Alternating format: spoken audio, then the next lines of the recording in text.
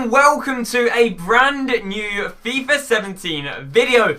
And this video is going to be on the FIFA 17 web app, which is now going to be released in less than a month. So you know what, guys, I'm going to be giving you 20 tips and tricks and information you guys should know about the FIFA 17 web app. Now, I'm going to be going through these one by one, but I'm going to be putting them in categories. The categories are going to be stuff like stuff you should know before the web app's out, stuff you should know when the web app is, as soon as it's released, you know how to get on, trading with the web app, and then how you can use the web app with, I guess, when the full game is out. So, we're going to start off, guys, with stuff you should know before the web app is out. Now, one of the main things you need to know to get on the web app is, when is the web app out? Now, last year, the web app was out at the 16th. But the funny thing about the web app is you can actually access it 24 hours before the official date it was meant to get released. Now, of course, the EA servers are very, very renowned. Basically, what I mean from this, that the servers for the first 2 weeks, basically until the actual game is out, are going to be on and off, you know, on and off for the first 2 weeks. But you didn't really need me to tell you about EA's dodgy servers, because I guess you knew that already. So back on the way of the date. So of course, last year it was released on the 16th, but it was kind of accessible 24 hours before, just not properly. So this year it is being released on the 29th. No, 29th, sorry, the 19th of September. Now, as you can see, that is 3 days later than last year. Now, the reason for this could have something to do with the game coming out 5 days later this year than it did last year, because last year the actual game came out on the 22nd, and this year, of course, is coming out on the 27th. So that's it. So the time you are looking for this game to come out is the 19th of September. I believe it's a Sunday, and you're looking midday UK time. So that is my first tip, guys, or the first bit of information you guys should know about the web app. Now, the second thing you should know about the web app, guys, before you even try and access it, is can you access it? Now, you can only actually access the web app if you play FIFA 16. Now, I believe there was kind of a bit of a cap on what you could do last year on the web app, as in you had to be an active member to be able to use the transfer market, so you had to play, I think it was like an hour worth of gameplay. Now, this will probably be the exact same for this year, so you can probably access any account as long as you logged onto that account on FIFA 16, but you had to play around about an hour's worth of gameplay if you want to be able to access the transfer market, because I believe that's how they did it last year. And that's how you can access the FIFA 16. Of course, if you didn't play FIFA 16 on any of your accounts, you can't access the web app. At least from my knowledge, it's not like, you know, it says you haven't played FIFA 16, then you go and log on FIFA 16. I think by that time, it's too late. So I recommend, if there's any EA Sports accounts or any web app accounts you haven't logged on this year, which you know, maybe they're from years ago, maybe they're going to have stacked packs on there, make sure you log on it pretty well, sooner rather than later, because I don't think we have too long left until the accounts are locked unless you log on to them on FIFA 17. Now, the accounts you can log on, guys, are going to be Xbox One, Xbox 360, PlayStation 4, PlayStation 3 and PC, so it's not like there's certain consoles you can't log on the accounts. The accounts, you know, every console is the exact same for when you can log on the web app. Of course, when the game is released, that's different dates. Now, on the way with the third piece of information you guys should know. You cannot buy FIFA points on the web app, or at least you have not been able to in the past. Why for this, I have no idea, and maybe this is the way to promote you buying EA access, so then you can buy FIFA points that way, but you cannot buy FIFA points on the web app. Unless you're on PC, and I guess you pre-ordered the game, then you can order FIFA points. Again, you can then only order FIFA points on the PC. It's not like you can have a PC copy and then order them on Xbox. PC FIFA is the only way you can order FIFA points on the web app. Console, you know, 360, Xbox One, PlayStation 4, PlayStation 3, neither of them can you order or buy FIFA points on the web app. On the other hand, when the EA Access is out, you can go and buy FIFA points from the EA Access and then log on to the web app and spend them via that, so you don't waste your EA Access time. Another thing you can not do, I guess, is you can't buy FIFA points on FIFA 16, then load the web app. It does not sadly give you the option of, would you like to transfer over your FIFA points? You have to actually log on to console to be able to transfer over FIFA points from FIFA 16 to FIFA 17. So don't like mass buy a bunch of FIFA 16 FIFA points thinking you can transfer them over to FIFA 17. Also, if you haven't checked out my video, I have a video explaining kind of all the details between transferring between old to new FIFAs. So now, guys, what we're going to do is we're going to go on to a new topic, and this is how you can have the most chance logging into the web app when it is released. Now, one thing I do recommend, guys, is you do want to be trying to log into the web app literally 24 hours prior the official release. Now you might be wondering why. EA sometimes release it a little bit earlier, and I guess they don't mention it because it's a massive stress test for EA. So they're trying to basically combat everyone trying to log in. There's probably multiple people trying to DDoS the servers, you know, so there's so much going on with their servers that they sometimes release it a little bit earlier, you know, so that a few people catch on to it and they can just, you know, have a bit of a calmer stress test. And I guess that's the idea. So I recommend 24 hours prior them giving us the official release date you want to be trying to log on. Now on to another thing is how we know if you can log on. Now, social media is an amazing thing. It is just, you know, you can be informed about just about everything on FIFA 17. And by social media, I mainly mean Twitter. Now, the majority of, I guess, YouTubers and streamers and, you know, public people to do with Ultimate Team and FIFA, we're all using Twitter. Now, okay, a few probably use Facebook, but Twitter is the main one. Now, what I'd recommend for you guys to do, if you're a massive Ultimate Team, you know, person you love at the Ultimate Team, I do recommend make a Twitter, follow a bunch of, I don't know, streamers, YouTubers, a bunch of news websites, you know, FIFA Ultimate Team UK, as if I haven't shouted them out enough, always great for stuff like this. So I do recommend follow a bunch of us guys, because then you're going to get the gist if the web app is out or not, especially if it's early, because everyone will be tweeting about it, everyone will be linking it. So that is another point, guys. I recommend check out social media. So now on to yet another point. Now, one of these problems I had last year was actually logging onto the web app. Now, one thing you can do to this is you can try different web browsers. And by this, I do not mean Internet Explorer, because you should not have to use Internet Explorer ever. So, for instance, I guess the majority of you guys are using Chrome. Now, last year I had some problems. I don't know why, but I could log onto some accounts, not on Chrome, but on other web browsers. Why? I had no idea. I tried, like, you know, just getting rid of my cache or whatever it's called, removing all my cookies and all that malarkey. I don't understand why. Maybe my account was locked, but I could unlock it on another account. Why? I have no idea. So I went to resort to using something called Opera and Firefox. May I just point out, are a lot more painful to use than Google.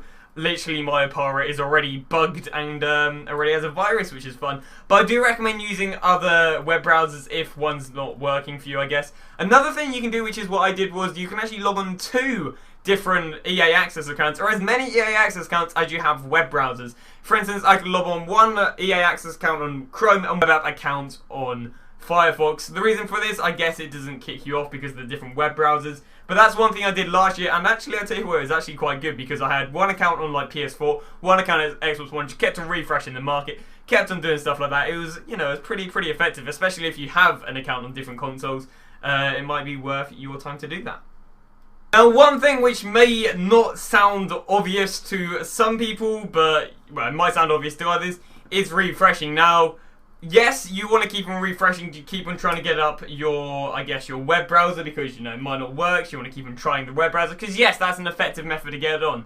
Now, you want to be patient when you're trying to get it on, because sometimes you can literally be refreshing for 10 minutes, just get the exact same place. Of course, because the servers are so busy, it takes so long to log on, and every time you refresh, you're kind of refreshing the place you are in the queue to get onto Ultimate Team. So I'd say, honestly, be patient. Now, of course, there's the level of being patient and then you're waiting around and nothing's happening and you're kind of wasting your time via that. That's why I'd honestly say this is probably why having two web browsers open at one time is probably good. One you can just have running and trying to get on the market. One you can keep them refreshing and, you know, seeing if you can easily get on the market via that. So that's another reason why, one, you should use two web browsers, and two, why patience and refreshing is one thing you kind of want to be careful of, because if you just keep them refreshing, you could be sitting there all day, not only wasting your time having to keep going back to your PC refreshing, you could also, you know, be stopping your chances of getting onto the web app. Now, one thing which I've always kind of found strange with the web app is the access with your account. So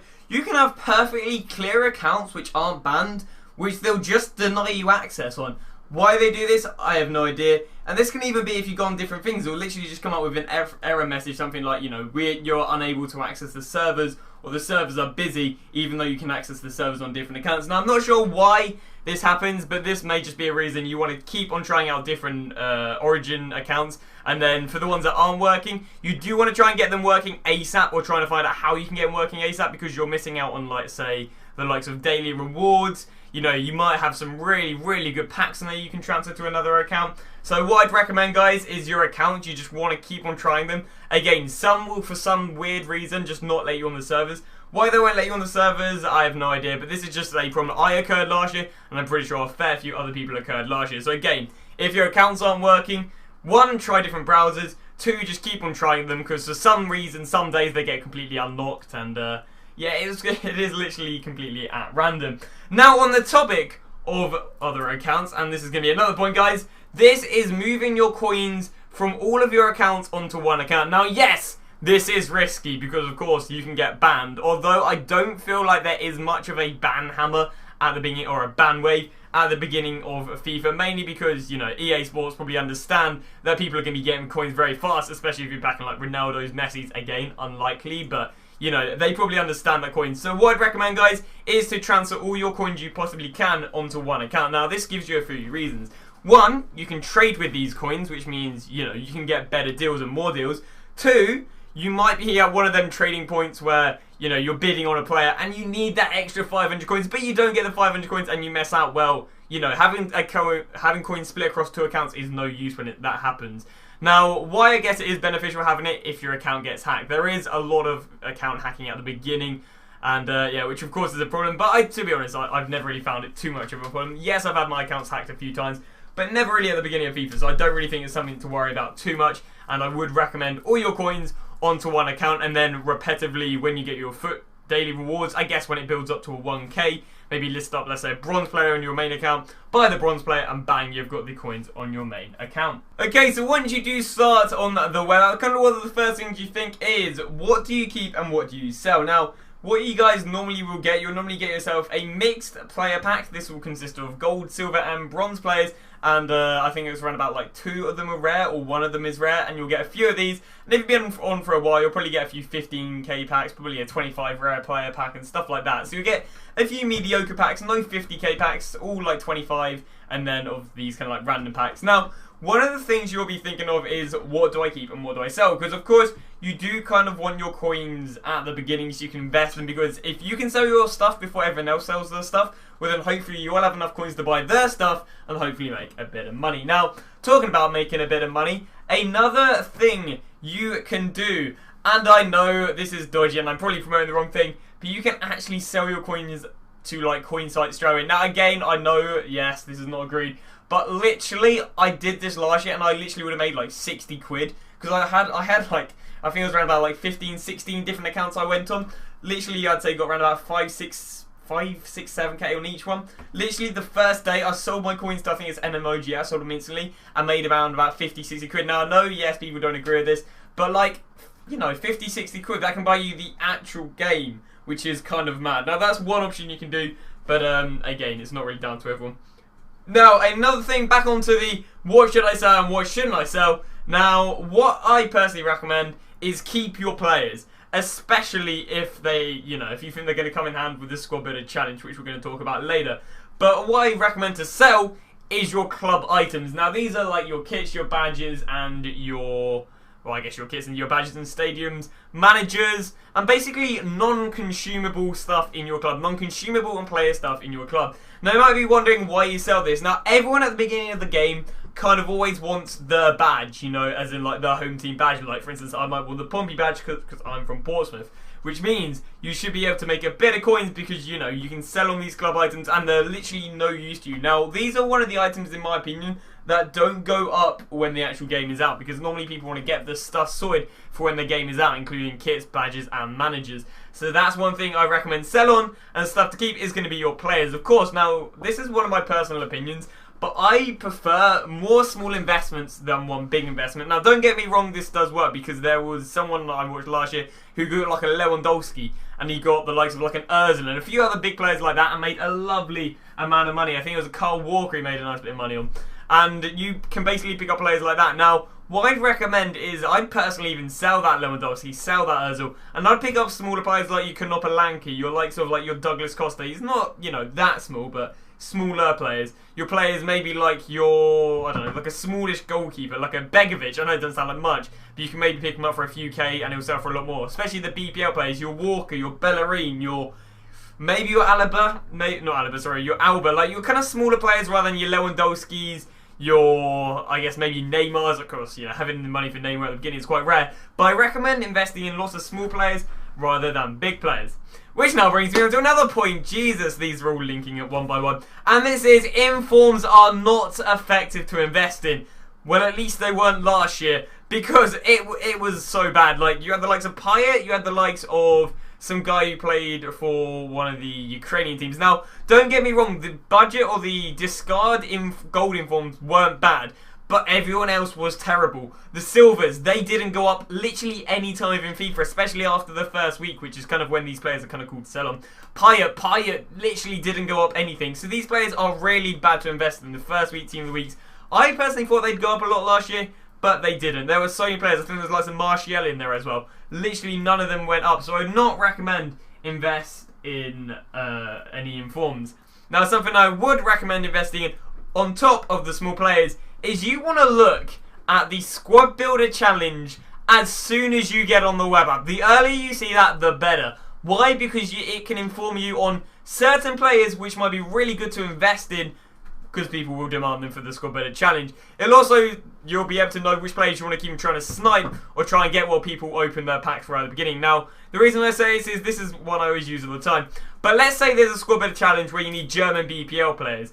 Or, sorry, you need some German players, some BPL players. Of course, a German BPL player is going to link them both up, which means German BPL players, for the first week or for whenever this tournament is out, is going to be worth something. So what you want to do is you want to see if there's any German BPL players, the people who haven't caught on to the squad builder challenge, and you want to buy them, as they're, in my opinion, going to be a decent investment. Also, if there are any other squad builder challenges which are, I guess, longer, let's say some of the squad builder challenges has like 2 weeks to complete, you probably want to also invest in the players that are going to be necessary. So what you want, I guess it's kind of a bit of a price fix, but you want to invest in players which are going to be necessary, if not extremely helpful, for the squad builder challenge. So we're coming to our last few tips right now, and we have 2 more in investing. Number 1 is, now this is actually only useful when the early access comes out, and this is stock up on 99 contracts. Now, if you guys don't know what 99 contract is, one of the catalog items, and basically you can buy this thing in the catalog for free, and you can buy a 99 contract, which gives 99 contracts to anyone in the game. Now, the reason this is good is because it can save you a lot of money. Now, what people do at the beginning is they'll just lease these up for 150. Now, these are actually really hard to find because you can't actually search them individually, so they're just in there with the rest of gold contracts. And as you guys know, there's a lot of gold contracts on the market. So they're very, very hard to find, but once you find one, they can be amazing because you can compare price, which allows you to see only the 99 gold contract. So what you want to do, guys, is you probably want to try and pick up a 99 gold contract, probably for an average price, and then from that you want to compare the price where it sits in your club, and then you should be able to pick up loads and loads of deals and hopefully invest in loads of 99 contracts, because once the game comes out for everyone, they are under high demand because, you know, everyone wants these. They're worth a lot. I think at the end of this FIFA they're worth like 2 or 3k, so they're worth an absolute ton. And at the beginning of FIFA they'll not be used as much because not everyone's playing games, and I guess these only come out when the early access is out, so a few people have the game, but not everyone, so there's not a mad amount of demand. And the final thing I recommend for you guys to invest in is old transfers. Now, if you guys don't know what these are players who were transferring at the end of FIFA 16, FIFA 17, but they didn't quite update their cards, which allowed a few to get in. An example of this is the Wolfsburg De Bruyne, which I believe Basin has. You also have the Felipe Melo from Galatasaray, and I think there are a few other. I think there was maybe a Turbine and a Barbo, I'm not too sure. But basically there's a bunch of players who played for their old club who are in the current FIFA. Now, you might be wondering why you want to pick up these players. Even, by the way, if they're almost at max price, they could be worth it as long as they're not in the game.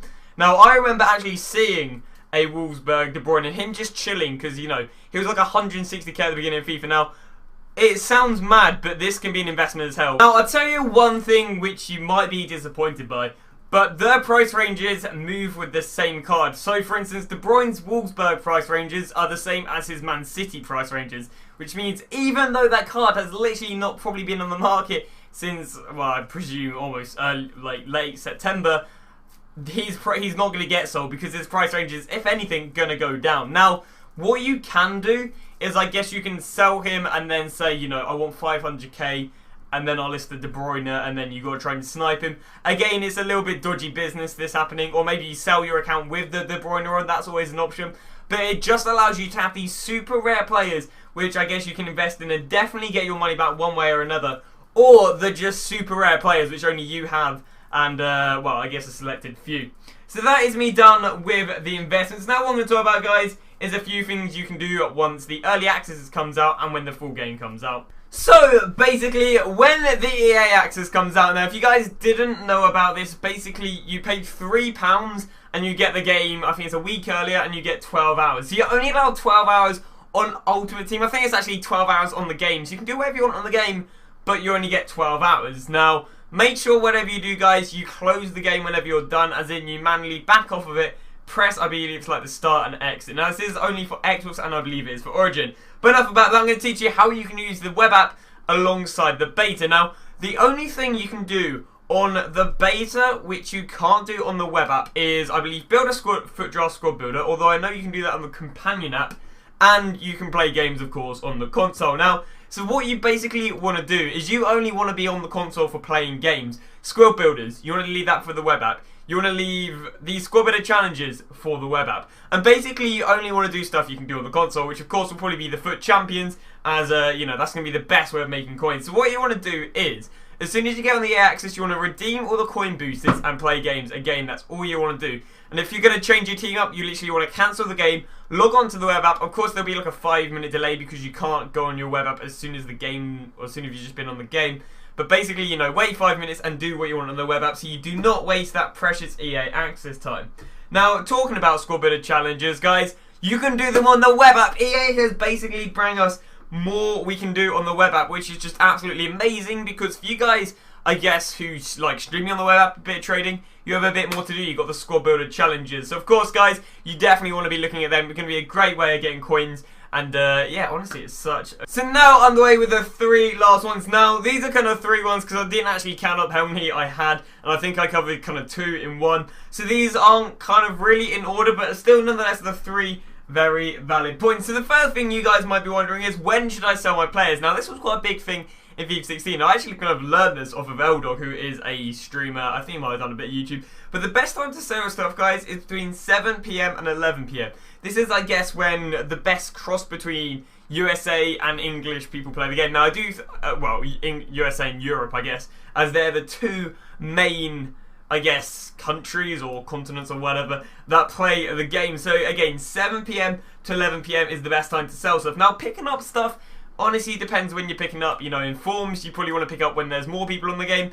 But with, like, at the beginning of the game, I always find, I know it sounds mad, but I used to wake up at 6 o'clock in the morning and used to get insane deals on just bidding on players. Now, again, this might not work so much nowadays because I did that when I was a lot younger. I'd say probably around about 14, 15, so that was like 3 or 4 years ago. Jesus, I'm old.